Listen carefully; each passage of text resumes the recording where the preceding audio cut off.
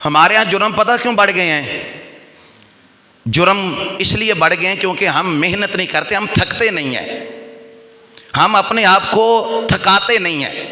سارا دن جو بچے فارغ رہتے ہیں، دو چار ادھر کھڑے ہیں، دو چار ادھر، کام ہی کوئی نہیں، راتیوں بھی اندر یار نیند نہیں آ رہی، کوئی گولی تے لے کے آؤ۔ اتراویاں پڑھن والے ہیں تو پوچھو کیڑی سواد دی نیند آ رہی ہے؟ نہیں تو وہ دو فرمائی آپ نے۔ ان سے پوچھو جو رات جو ہے وہ سپارہ سن کے جاتے ہیں، ان سے پوچھئے کتنی مدے کی نیند آتی اسے ہے۔ بھائی جو تھکتا ہے، جو اپنے جسم کو تھکاتا ہے، جرم اس لیے بڑھ گیا کیونکہ نوجوان فارغ ہیں۔ اور شیخ سعدی نے کہا تھا فارغ بندے دا دماغ تے شیطان دا کارخانہ ہوندا ہے۔ جو تو فارغ ہے پتہ نہیں کی سوچے گا، کیا وصفے اس کو آئیں گے۔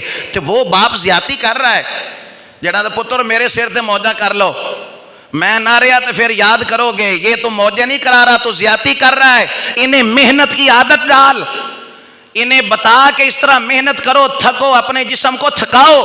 جب وہ محنت کریں گے تو کل کسی کے محتاج نہیں ہوں گے، وہ اپنا کر کے کھائیں گے۔ یہ جو تو کہہ رہا نا میرے سر تے موجود، تو زیادتی کر رہا ہے، وہ پھر گناہوں میں دلیر ہوں گے۔ جب فارغ ہوں گے تو ادھر ادھر چیزوں کے اندر لگ جائیں گے۔ بچوں کو تھکائیں۔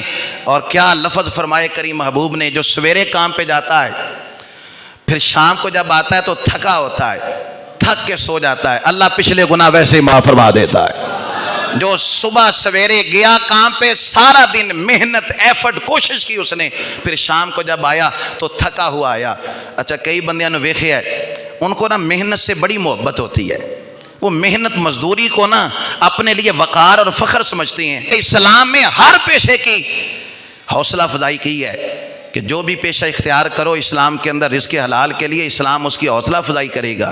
لیکن مانگنے کا جو پیشہ ہے نا، اسلام نے اس کو پسند نہیں کیا۔ محنت میں کوئی شرم نہیں، کوئی عار نہیں۔ کئی دفعہ دیکھا کچھ لوگ سارا دن فیکٹری میں مزدوری کی، کام کیا، جب شامی آئے نا تو پتہ چلا ہمسائے نے نا ٹرک ریت دا سٹوایا ہے، تو اب وہ پوچھ رہا ہے کہ یار ریت اندر سٹوانی ہے۔ اب وہ سارا دن کا تھک کے آیا فیکٹری میں مزدوری کر کے کسی بھی جگہ پہ، جب آیا اس نے کہا میرے نال ٹھیکہ کر لے، میں ایک دو دنوں میں جو ساری ریت جو ہے وہ تمہارے گھر میں پھینک دوں گا۔ اب اس سے اگر پوچھا جائے آپ ایسا کیوں کر رہے ہیں، ہوں تو تھک کے آئے سی سارے دن دا کام کر کے، وہ بھی پتہ کی آندا یار دو بچیاں جوان نہیں اجے گھر دے اندر، تو میں چاہتا ہوں کہ زیادہ سے زیادہ محنت کروں تاکہ جلدی ان کا فرض ادا کر دوں۔ بھائی یہ جو محنت کرنے والے ہوتے ہیں، جو محنت سے محبت کرتے ہیں، سنیے ایک صحابی حضور کی خدمت میں آئے۔ صحابہ کہتے ہیں بڑے بڑے امیر صحابی بھی بیٹھے سن، پر جب وہ ایک مزدور صحابی حضور کی خدمت میں آئے نا، اور آقا کریم علیہ السلام سے انہوں نے مصافحہ کیا۔ طبقات ابن سعد میں یہ روایت ہے، انہوں نے حضور سے سلام جب لیا نا تو نبی پاک نے نا وہ ہاتھ نو پکڑ لیا۔ اب وہ چھڑاتے ہیں لیکن نبی کریم علیہ السلام اس کا ہاتھ نہیں چھوڑ رہے، اور فرمایا کہ یہ تیرے ہاتھوں پہ کیا ہوا؟ یا رسول اللہ پھوڑے سے، کئی کدال سے کام کرتا ہوں تو یہ چھالے پڑ گئے ہیں۔